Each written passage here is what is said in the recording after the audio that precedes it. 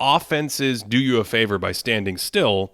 So you start to learn like, hey, this triggers a cut. And the Kings do this so well. The Kings embody this maybe better than anyone in the league. That's the reason why they were the subject of a video earlier this year where we looked at sort of combining the new trends in the league. And one of them, I snuck it back in this video, is just like, hey, you're over on the wing and someone leaves, 45 cut.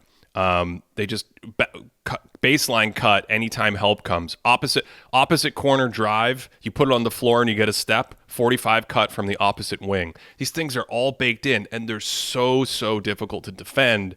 And so, yeah, as teams wisen up, I'm actually just wondering, like, what's the next defensive counter in this incredible arms race that we're watching? Well, I mean, it almost seems like you need to start getting more people that just like hang out near the paint area. Because the point is like if somebody drives, there's something, weak side where somebody's cutting in during a drive, that you're cutting towards the basket and there's multiple people going towards the basket. So I think defenses are going to need to figure out how to get closer to there while keeping their guy. I genuinely don't know. I'm not going to try and do this right now. That's the first thing I think about when I'm hearing all this. The shooting's too good, though. The shooting's too good. So there's another common thing, and the Kings do this just as much as anyone, if not more than anyone, where you take a wing and you have him hang out under the basket area briefly. He doesn't literally stand there because there's 3 seconds, right?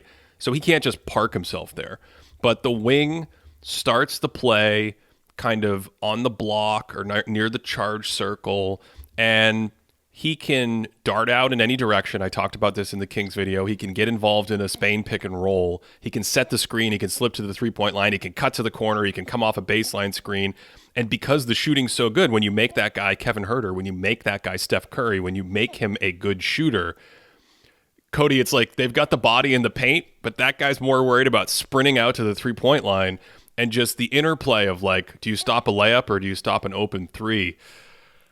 I don't know what you do. I don't know what you do if you're a defense. It's been staggering to watch. So it's interesting because beyond these 45 cuts that you were talking about, something else that you talked about in the video that you referenced is this like stampede that players are doing. Like instead of catching and immediately going into a drive or shooting, they like start their drive before they actually catch the ball. And I'm not going to say like who started it or where it began or whatever else, but I remember seeing it with like Herb Jones earlier in the season, where this is a guy that's not a super strong shooter, but as soon as the pass started coming, I saw him like starting to make his movement towards the basket.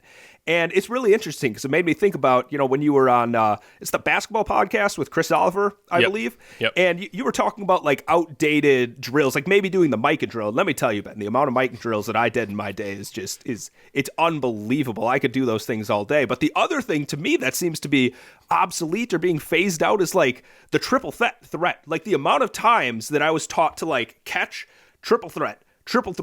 I'm able to do all these different actions. Like, how often do you actually see a player triple threat that's not like, I don't know, DeMar DeRozan or something like that? And I'm not like picking on DeMar DeRozan, but it seems to be like the high level scorers that when they get the ball, they're going to do something. I just feel like triple threat in general is sort of phasing out because of the danger of being able to make these cuts immediately. That's such a great point because I think what's happening is the actions are so quick.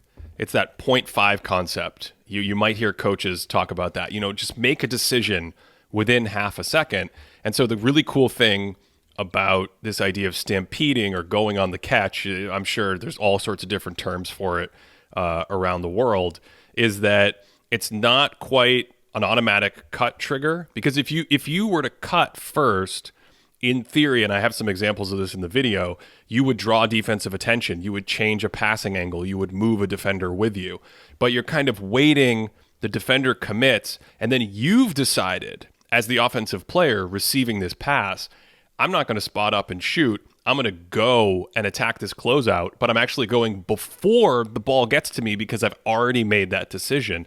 And to your point, the way the game is played with the movement, the spacing, the passing, the dribble handoff.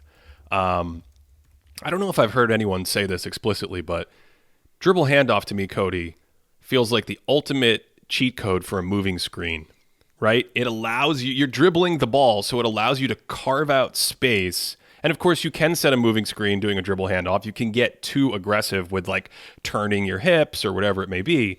But just this idea of having freedom to dribble and create angles with the ball and kind of Jokic, Sabonis, Şengün, all these guys do this. They spin and they twirl. And then you have the handoff.